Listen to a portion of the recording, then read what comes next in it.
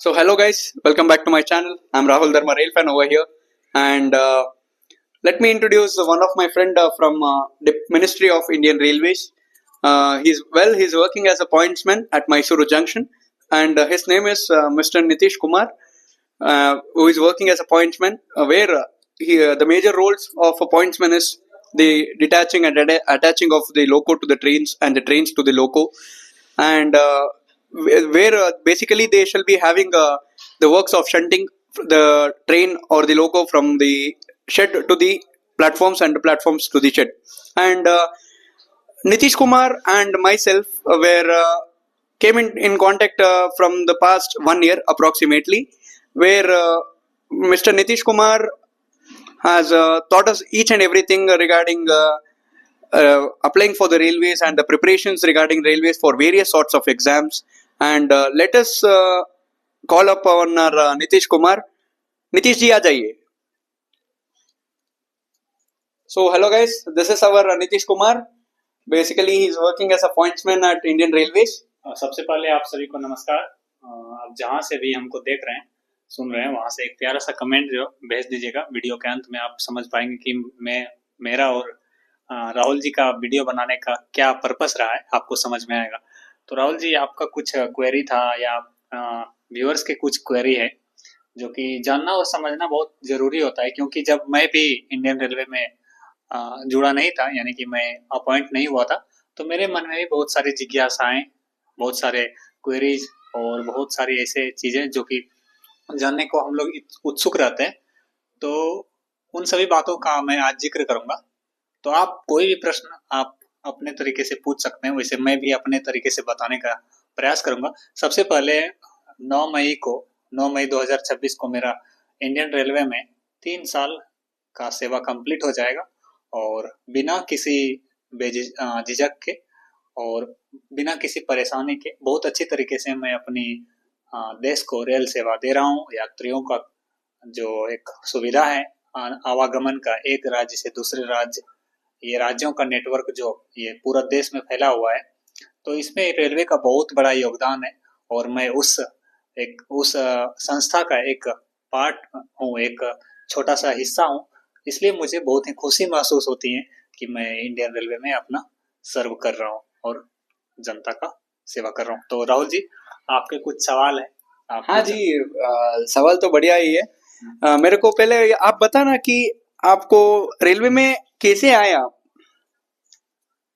राहुल जी, जैसा कि बात है कि रेलवे में कैसे आए, तो यह कोई मकसद स्टार्टिंग में नहीं होता है। जब हम लोग क्लास में पढ़ रहे होते हैं और आप अगर बिलो पॉवर्टी बिलोंग करते हैं, यानी कि आप उतने रिच फैमिली से बिलोंग नहीं करते हैं, तो सबसे पहले तो यही होता है कि आप किसी काम को किसी काम को करना जरूरी इसलिए हो जाता है क्योंकि आपको अर्निंग चाहिए एक एज के बाद। और मैं जब ग्रेजुएशन कर लिया था, तो उस टाइम से मैं जॉब की तैयारी में था। तो मैं झारखंड राज्य से संबंध रखता हूँ, मेरा निवासी झारखंड से है। तो मैं जब झारखंड के जो राज्य सेवा के लिए जो जॉब होते हैं या नौकरियां होती है, उसके लिए मैंने ट्राई किया 1-2 जॉब में, लेकिन वहाँ के उस समय में जिस समय में मैं तैयारी कर रहा था, उस समय कुछ अच्छी तरीके से नियुक्तियां नहीं हो पा रही थी। वजह बहुत अलग अलग तरह की थी, तो उस वजह को जिक्र नहीं करना चाहूंगा। लेकिन उसी समय जब इंडियन रेलवे का वैकेंसी आता है, और मैं उस समय से 2021 से प्रॉपरली इंडियन रेलवे के जॉब के लिए मैं तैयारी करने को लगता हूँ। और साथ ही साथ मैं class 10th 9th 11th 12th के बच्चों को पढ़ाता था, इसलिए मेरा काम थोड़ा सा इजीली हो गया।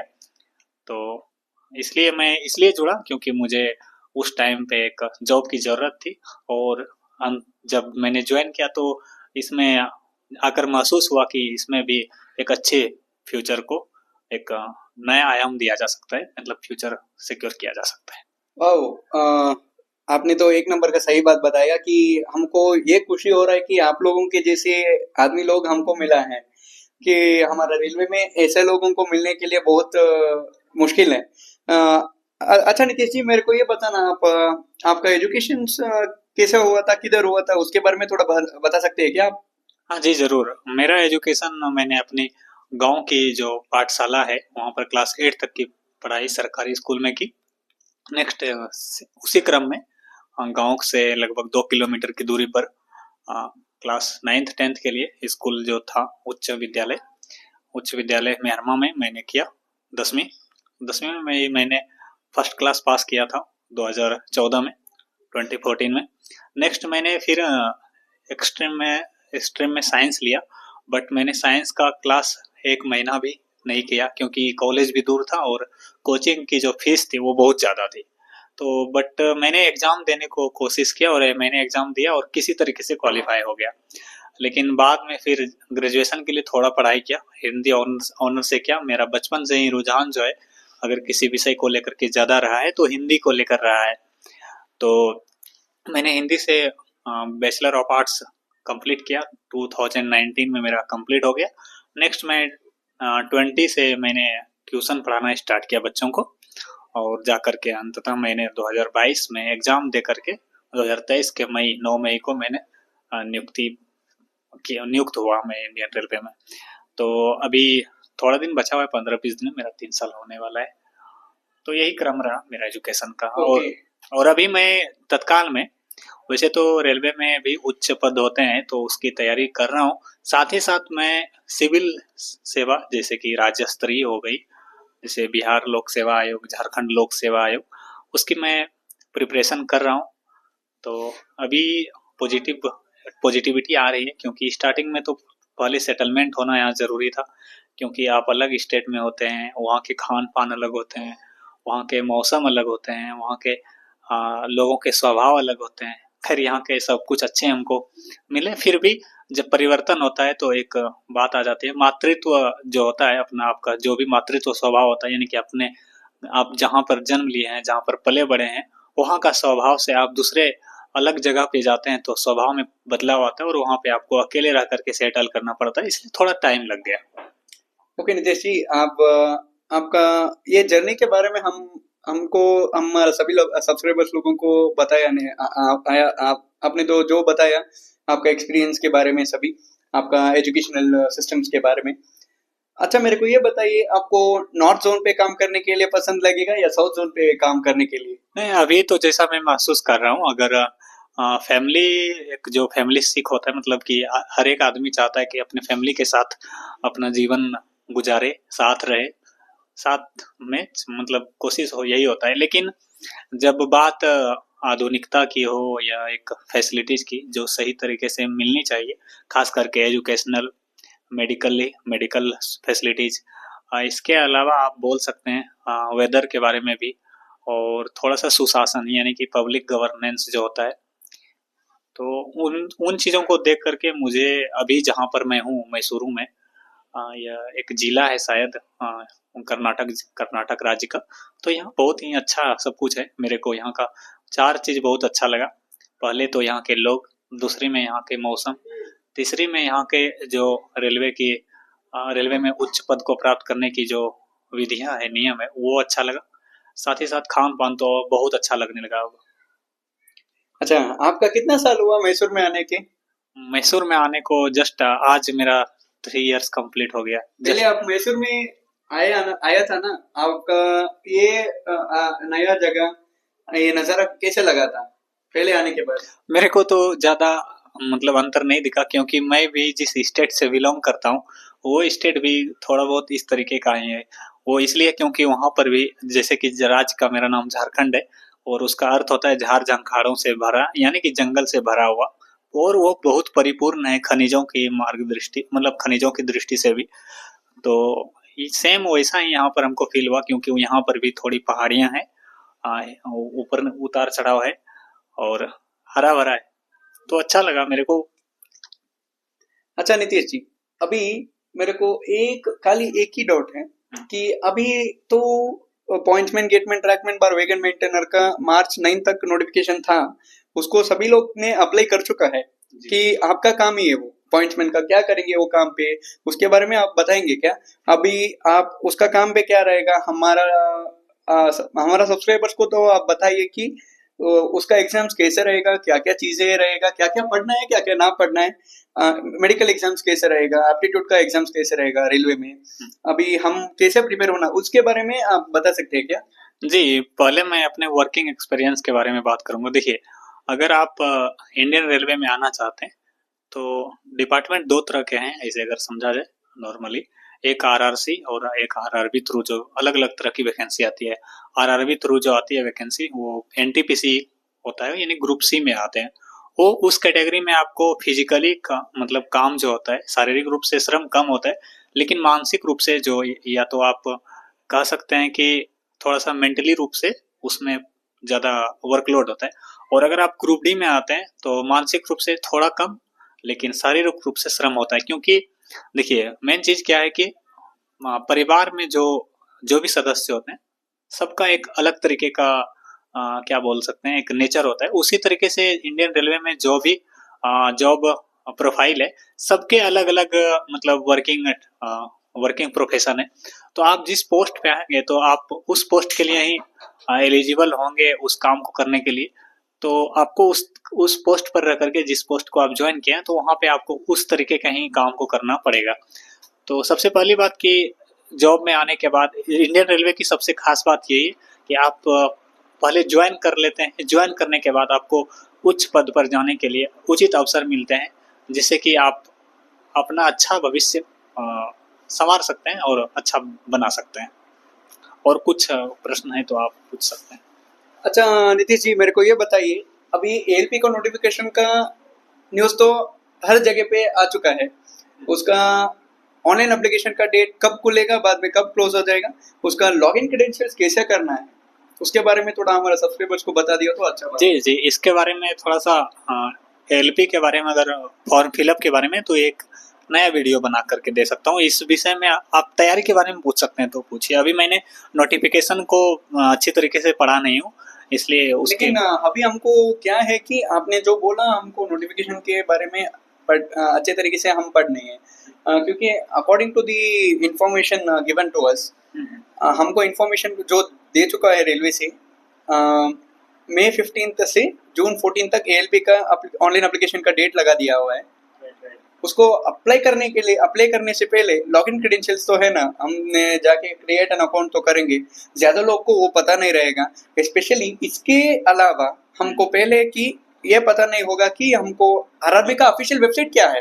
अच्छा कि आज तक कितना लोग तो सफर तो करेंगे ना, इतना आरआरबी का ऑफिशियल वेबसाइट नहीं मिल रहा है, इसके लिए इतना लोगों के लिए मुश्किल हो रहा है कि इस विषय में जो है ना राहुल जी, इस विषय में how to apply the for the Indian railway vacancies, इसके लिए हम लोग न्यू वीडियो बनाएंगे। लेकिन इस वीडियो में मैं कुछ टिप्स देना चाहता हूँ लास्ट में, कि आप कैसे तैयारी करें जिससे कि आप कम समय में अच्छे मार्क्स प्राप्त कर सकें, और अच्छे मार्क्स से ही आपका सिलेक्शन संभव है।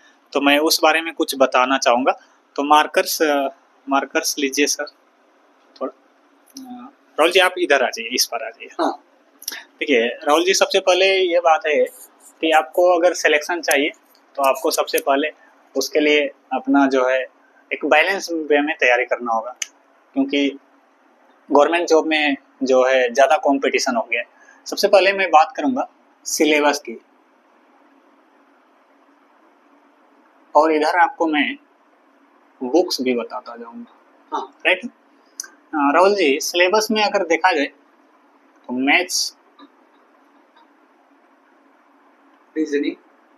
रीजनिंग और मैथ्स में आ जाएगा, रीजनिंग और साइंस, राइट। ये 3 चीज़ें जो है ग्रुप डी और एएलपी के लिए मोस्ट इम्पोर्टेंट है, और साथ में जीए भी, जनरल अवेयरनेस जिसको हम लोग बोलते हैं।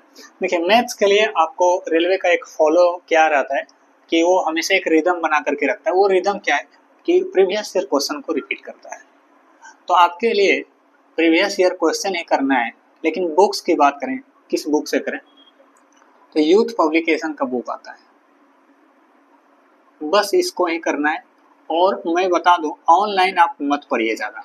ऑनलाइन इसलिए मत पढ़िए ज़्यादा क्योंकि आपको जो चीज़ें आती हैं वो भी आपको वो सिखाने का प्रयास करता है, उससे आप बोर होते हैं, लगने लगता है कि बहुत ज़्यादा पढ़ाई करना पड़ रहा है।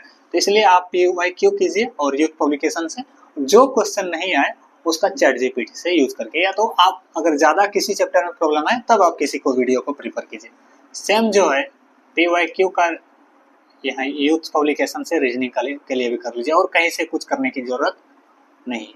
और अगर आपका बेसिक कमज़ोर है तो आप 30-40 क्लास कर सकते हैं। एक बहुत सारे टीचर है रीजनिंग के, उसमें कुछ खास बात नहीं करना है। और साइंस के लिए आपको सेम यूथ पब्लिकेशन का उठाना है, यूथ पब्लिकेशन का, प्लस में 9th एंड 10th का NCERT साइंस। हाँ, बस इसके अलावा आपको कुछ भी नहीं करना है। ये तीनों चीज़ें जो हम लिखे हैं ये पूरा वही है, प्रीवियस ईयर क्वेश्चन का है। और जीए जो आपको करना है, जीए के लिए आप डेली का सिर्फ करंट अफेयर पढ़िए, एक्स्ट्रा जो है डेली करंट अफेयर पढ़िए थोड़ा थोड़ा। और करंट अफेयर के साथ आप जो है ना नॉर्मल जो स्टैटिक जीके होती है, स्टैटिक जीके, इस पर फोकस कीजिए। और जो क्वेश्चन आप अगर प्रैक्टिस सेट की बात करें, हाँ इसके साथ ही साथ प्रैक्टिस सेट चाहिए आपको। प्रैक्टिस सेट के लिए आप टेक्स्ट बुक का सब्सक्रिप्शन ले सकते हैं और वहाँ से टेस्ट लगा सकते हैं। और यहाँ पर जो क्वेश्चन जीए का है उसके बारे में थोड़ा सा डीपली या डिटेल्स में नॉलेज दीजिए, बस इतना ही। इतना अगर आप करते हैं, मात्र इतना सा, तो 2-3 महीने में आपका तैयारी जो है 99% कवर हो पाता है। और अगर आपको NCERT साइंस में प्रॉब्लम आती है पढ़ने में, क्योंकि वो थोड़ा सा पेचीदा है, तो आप मेरे YouTube चैनल को भी सब्सक्राइब कर सकते हैं। तो राहुल जी, आप अगर आपका और कोई क्वेरी रह गया है। हाँ नीतीश जी, बेसिकली आपने जो बताया यूथ पब्लिकेशंस वाला बुक्स तो दे चुका है आप ऑलरेडी प्रिपरेशंस करने के लिए। अच्छा अच्छा दोस्तों, ये तो पब्लिकेशंस जो नीतीश जी ने बोल चुका है, हमारा RRB ALP के लिए, वो भी ग्रुप D में आएगा टेक्निकल पोस्ट में, असिस्टेंट लोकोपाइलट का पोस्ट के लिए, इसको सभी हम प्रिपेयर कर दिया तो हम आराम से अचीव कर सकते हैं, क्रैक कर सकते हैं। बेसिकली नीतीश जी ने हमको क्या बोला था पहले ही कि 4 से 6 घंटे तक सभी प्रिपरेशंस तो करना है, बाद में 3 या 4 घंटे तक पूरा रिवीजन तो करना है। वैसा करेंगे तो अच्छे से अचीव हो जाएंगे, जो वही हमको नीतीश जी ने भी बताया था। अभी नीतीश जी, आपका चैनल का इधर लिख दीजिए, यूट्यूब चैनल का नाम, हमारा सब्सक्राइबर्स के लिए अच्छा हो जाएगा। ज्ञान दीपिका। ओके दोस्तों, हमारा नीतीश जी का यूट्यूब चैनल है ज्ञान दीपिका 2.0। सो इसमें अगर आपको कोई भी क्वेरीज हुआ तो आप लाइक शेयर करना, सब्सक्राइब करना, बाद में आप कमेंट भी कर सकते हैं कि आपको कितना भी या कोई भी डाउट होने